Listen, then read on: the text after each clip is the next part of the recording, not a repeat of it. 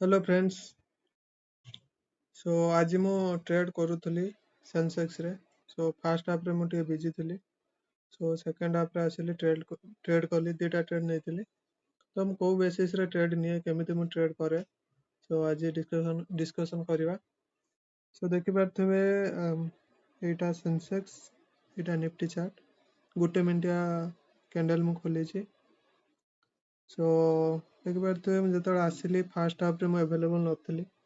Second half रे मु आसिकी just a मूवटा को मु देखुथली।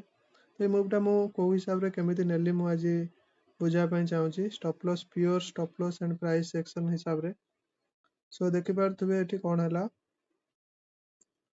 ना मार्केट कोन करिछि। प्रीवियस चार्ट रे हमें जदि देखिबा मार्केट एम पैटर्न करिके धीरे धीरे धीरे धीरे आसिकी एई पोजीशन ले सपोर्ट नेछि।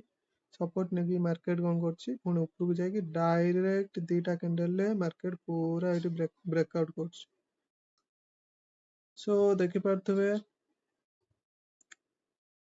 जतबे मार्केट ब्रेकआउट करिछि सेतबे कोन हेछि ना दीटा कैंडल ले डायरेक्ट ब्रेकआउट करतेछि। एठी निफ्टी रे भी सेया दीटा दीटा कैंडल ले डायरेक्ट ब्रेकआउट करछि। जतबे मार्केट दीटा कैंडल ले ब्रेकआउट करछि देखि पारथबे एई पोजीशन ले कोन हला ना एठी जतबे बायर माने एठी उटे बेस को डायरेक्ट जतबे ब्रेकआउट कला फर्स्ट कैंडल सेकंड कैंडल एई कैंडल ले कोन हेते एई कैंडल ले टोटली सेलर ही सेलर माने समस्त अवेलेबल हो जिवे। बायर एठी एई जगह रे कोनोसी भी लोक बाय करिया पई चाहिबेनी काहे कि ना first of all Etah breakout करि देछि एवं निफ्टी रे भी ब्रेकआउट करछि। एई लेवल ले समस्त सेल कले एवं तळे एठी को लेवल अछि ना तळे देखि पारथबे एई लेवल टा पक्का पक्की 73,000 लेवल अछि राउंड नंबर।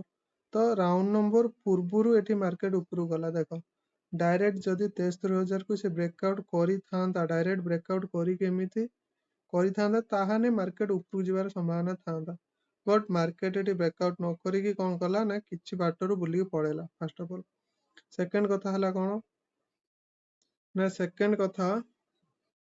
सेकंड रीजन हला कोन जतबेले मार्केट एठी कोन करछि ना जतबेले एई पोजीशन ले जतो ब्रेकआउट कला समस्त सेलिंग करिवे। काहे सेलिंग करिवे ना एमानकर स्टॉप लॉस एठी हिट हैला एवं सेकंड कैंडल ले समस्त सेलर पसिले। तो मार्केट एठी कोन करियो ना मार्केट एठी कोन कला डायरेक्ट एठी पूरा मु माने देखिले मार्केट को एमिति ब्रेकआउट करछि स्टॉप लॉस हंटिंग अनुसार दीटा कैंडल ले ब्रेकआउट करछि दीटा कैंडल ले ब्रेकआउट करछि तापर कोन करछि मार्केट धीरे धीरे धीरे धीरे धीरे धीरे धीरे धीरे करके ए बेस्ट एमिति करिछि। जतबेले एठी दीटा कैंडल ले स्टॉप लॉस पळेला ए दीटा कैंडल तो एई कैंडल ले मु एंट्री नेइथिली मु एठी एंट्री नेली एवं मोर टारगेट थिला कि जे एई जो माने सेलर माने एठी अवेलेबल अछंती ना तो सेलर माननकु बाहर करिया पाई मार्केट एटलिस्ट शो करिया दरकार कि जे बायर पोजीशन बनिवा दरकार।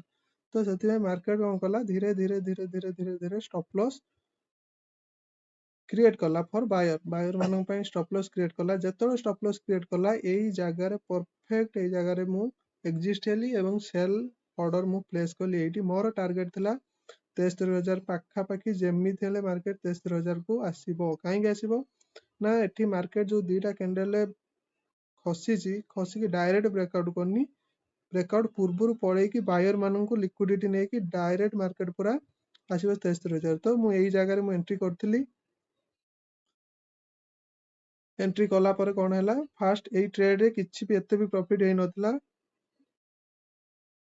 फर्स्ट ट्रेड एई जो ट्रेड एते भी किछि प्रॉफिट हे नथला अल्प बहुत कम प्रॉफिट हेतला किंतु एई ट्रेड टा मु पूरा 100% श्योर थिली काहे कि ना मार्केट जतबेले आसी कि सपोर्ट माने एठी मार्केट शो कला कि जे बायर माने पूरा बायर मानक माइंडसेट चेंज हे गला कि बायर करिवे माने बाय करिवे। तो जतबेले समस्त बाय करिवे सेतबेले मार्केट अपोजिट ही जीवो। तो सेतबे स्टॉप लॉस हंटिंग अनुसार तो 90% लोक जो वे रे जाउछंती ता अपोजिट रे जीवा दरकार ऑपरेटर माइंडसेट हवा दरकार। तो सेति पय कोन हला ना एई जो कैंडल ଏଇ ଜାଗାରେ ମୁଁ ଏଣ୍ଟ୍ରି କରିଥିଲି ପର୍ପରଲି, ପୁରା ମୋ ଟାର୍ଗେଟ ଥିଲା 63,000 ପାଖାପାଖି। ତ ମୁଁ ଏଇଠି ବାହାରି ଯାଇଥିଲି।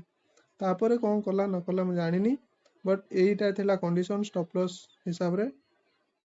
ସୋ ଆଜି ପାଇଁ ଏତିକି। କାଲି ଯଦି ମୁଁ ଟ୍ରେଡ୍ ନିଏ ତ ସେଥିପାଇଁ ଏବେ ପ୍ରତିଦିନ ମୁଁ ଏବେ ଲର୍ଣ୍ଣିଂ ଭିଡ଼ିଓ ଡେଲି ଗୋଟେ ଛାଡ଼ିବି। ତ କେମିତି ମାର୍କେଟ ମୁଭ୍ କରୁଛି, କ'ଣ ସାଇକୋଲୋଜି ରହୁଛି, ପ୍ରାଇସ୍ ଆକ୍ସନ୍ କେମିତି କ'ଣ କାମ କରୁଛି, ତ ସେଇ ହିସାବରେ ମୁଁ ଏବେ ଡେଲି ଟ୍ରେଡ୍ ଛାଡ଼ିବି। ସୋ ଆଜି ପାଇଁ ଏତିକି।